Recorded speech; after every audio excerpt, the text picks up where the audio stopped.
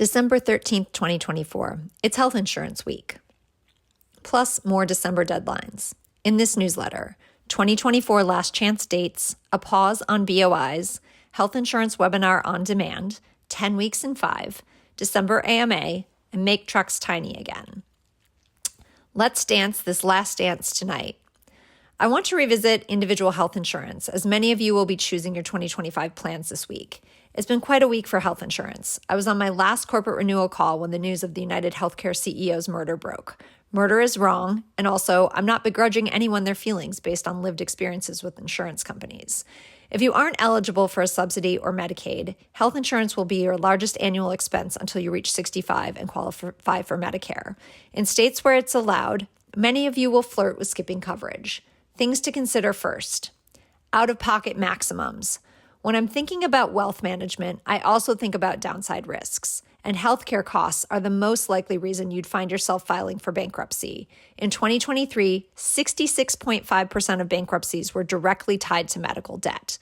Marketplace insurance plans have a federally enforced maximum cap for what you can be required to pay for an in-network care in addition to your premiums. In 2025, that's $9,450 for an individual or $18,900 for a family. Higher cost plans may have lower maximums. Even if you get the cheapest high deductible health plan or HDHP, these caps are still in force. Network. Please look at the resources available to you beyond your planned care. National carriers like Anthem Blue Cross Blue Shield, Cigna, Aetna, and even United Healthcare Oxford are widely accepted across the U.S. by most providers. You may be tempted to get an EPO because of the low cost. An EPO offers the smallest network of providers and may not cover any travel beyond your region, even within your state. Portability.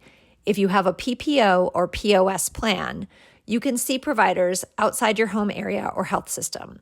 While all health plans must cover emergency care regardless of network, that requirement does not clearly extend to subsequent hospitalization. If you travel regularly or live in a place where access to routine medical care is legally restricted, portability is important.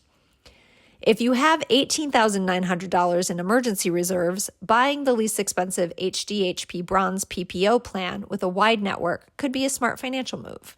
If you don't have reserves or you want to cap your personal exposure to out-of-pocket health insurance costs, balance your financial risk with your actual costs. Personally, I know I'm less likely to go to the doctor when I get a bill every time, so I invest in a silver PPO plan with a great network. While my out-of-network costs aren't capped, they are at least negotiated by my insurer and subject to a co-insurance cost-sharing arrangement. About those out-of-network costs. In 2020, Congress passed the No Surprises Act, which guarantees you the right to use out-of-network hospitals and ambulances in an emergency if you did not have choice in your care, and defined a process for settling the related bill. In a recurring theme I call Texas versus everybody, that law has been successfully challenged in a Texas federal court, partially overturned on appeal October 2024, and is now a hot mess of provider compliance. But it still exists. If you skip health insurance, there are federal limits on how much you have to pay per year before you can deduct it on your taxes, about 9.2% of your income. However, those rules do not limit the total amount of debt you can accrue. They just reduce your taxes when you have high healthcare costs. Not ideal. The system we have stinks. It's unfair, it's expensive, and you can pay a lot and still have to fight to get the care and coverage you should be guaranteed.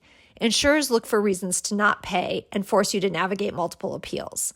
Unfortunately, given the incoming Republican control of Congress and a wildcard president who has tried multiple times to repeal the ACA, we're not likely to see significant reform in the next 2 years. The rules for 2025 are locked in, however. Take advantage of what we have while we have it. Boy, you trippin'. After pummeling you for a solid year about following your BOIs, 2 things are true. 1, 75% of required LLCs and S-Corps still haven't done it. 2, a Texas judge decided the law that created the BOI requirement was unconstitutional, thanks to a business called Texas Top Cop Shop, and now the requirement is on pause. P.S. Texas Top Cop Shop, this is not written in the newsletter, sells guns for cash to law enforcement officers in addition to supplying Texas states. So we now have less gun control, less visibility so that they can sell untraced guns to off-duty law enforcement officers. That aside. Anyway, back to the BOI. So there's an injunction on the law, meaning you're not currently required to file a BOI. But the appeal moves on to a court that is not in Texas, which means you could be required to file at a point in the future. If your team kicked the can, congratulations. The bottom line is, if you're operating legally, most business advisors, including me, suggest voluntarily completing your BOI filing. File for free on the FinCEN website, that's FINCEN.gov.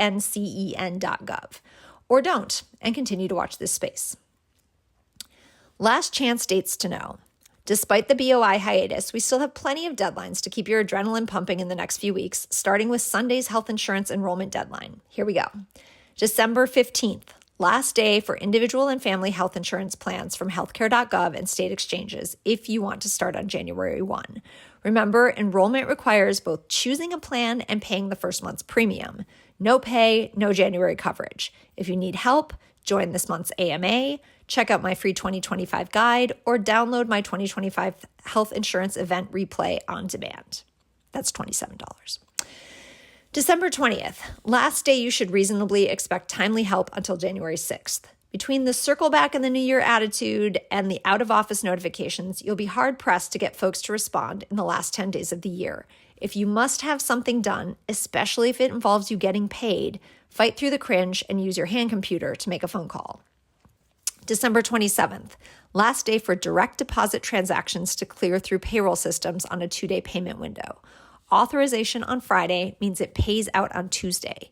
If you miss your payroll system's cutoff, you can still process payments until the 31st, but you will need to transfer the funds directly by a fast ACH, wire transfer, or Venmo. December 31st, last day for W-2 payrolls. Looking at U.S. Corp owners.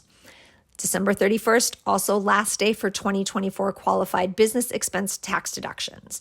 If you want the deduction, the purchase must be fully cleared from your account on or before the 31st. Charges and ACH transactions can take up to 3 days to clear. December 31st, last day to open a 2024 401k. While you can wait to fund the 401k until next year, you must establish the account on or before December 31 if you want your contributions to count toward 2024. This applies only to 401ks. A SEP or simple IRA can be set up later. January 15th, last day for 2025 health insurance open enrollment in most states for a February 1 start. If you do not choose a plan by your state's deadline, you will not be eligible for ACA-compliant health insurance for a year unless you have a qualifying life event. A few states will allow you to sign up through January 31st. December AMA. My final AMA of the year will be Thursday, December 12th at 10 a.m. Pacific. That's just a couple of days before the December 15th exchange health insurance plan deadline. Submit your questions here or come live and I'm happy to answer them. For 2025, we're keeping the same standing date, the second Thursday of the month at 10 a.m. Pacific. Add all of my 2025 AMAs to your calendar using this link. 10 weeks to close week 7. For reference, here's the checklist. If you're following along, you've got a few tasks left before you enjoy the holidays. If you haven't started yet, here's the condensed 5 weeks to close version. It assumes you'll be doing some catch-up work between December 23rd and 31st. Nudge on payments. Companies with weekly or semi-monthly payment cycles have just 1 or 2 opportunities left to process your invoice. If it's important to you to get the cash in 2024, be a squeaky wheel. If it's just going to add to your tax bill, ask if they're okay with not paying you until January 1st. Same with checks. If it doesn't benefit you to deposit the money this year, hold on to the check until January 2. It's nice to start the year with some booked revenue. Meet with your tax advisor. Review your test close, confirm the end of your tax and compliance transaction, and estimate your January 15th taxes. Investing in 30 minutes now can save you thousands of dollars next year, as there's no oops button for deadlines. Chase your November close. Finish your health insurance enrollment. Dot the I's, cross the T's, make sure all the open enrollment forms are in and your payments are scheduled. If you haven't done your individual exchange enrollment, you have until Sunday evening. Media kit. Reuters. TikTok on the clock. Last week, a panel of federal judges upheld the law that would shut down TikTok in the U.S. after January 19th. On Monday, TikTok threw up a legal Hail Mary to pause the ban on the U.S. Supreme Court so the U.S. Supreme Court can review the case. The law requires that TikTok divest its U.S. operations to a U.S. owner due to national security concerns. To keep operating, TikTok would need the Supreme Court to decide the law is unconstitutional, a new owner, or an executive order to not enforce the law. Meanwhile, Australia has banned all social media for kids under 16. Where it remains true, if you build your audience on someone else's platform, you don't own an audience. Commit to building your own list. And thank you for being on mine. Freddie Mac. If you're thinking of buying a home next year, the government agency that sets conforming loan rates has announced its 2025 guidelines. If you qualify, meaning you have 2 years with healthy AGI on your tax returns and some W-2 income, you can now take loans of at least $806,500 for single-unit homes and up to $1.2 million in higher cost areas, and more for multifamily investment properties of 2 to 4 units, backed by the full faith and credit of the U.S. government. If it's time to buy a home, it's a good time to show more business profitability and taxable income, something to consider before you make those final purchases. Ars Technica. Earlier this year, I mentioned that Tyler Perry had canceled an $800 million expansion of his Atlanta studio after seeing OpenAI's Sora AI video generation software. This week, Sora was released to paying OpenAI users with limited access to the general public.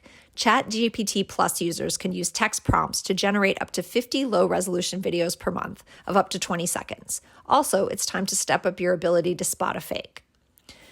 Fast Company. If you're considering a 2025 car purchase, check out the Tello EV, a truck with the footprint of a Mini Cooper that charges in 10 minutes. Manufactured in Southern California, the Tello would qualify for a full EV credit should they persist, with a base price of $41,500. Deposits are $152, and delivery is scheduled to start in Q4 2025. It's a super cute delivery vehicle that you can park in a teeny space. New York Times Wirecutter. Need more holiday shopping ideas? Check out these top-rated gift baskets, many of which are offered by small businesses. I DIY'd the first one over Thanksgiving, enjoying Torres patatas fritas and the Fishwife's smoked rainbow trout. I've eaten potato chips on 5 continents, and I stand by Spain's being the best. Separately, I also recently discovered these cool portable, rechargeable stick-on makeup lights from Leopara. Hint, hint, family, I know that you read this. Thanks for reading. Have a topic in mind or thoughts on today's newsletter? Hit reply or email me at hello@thejilljames.com.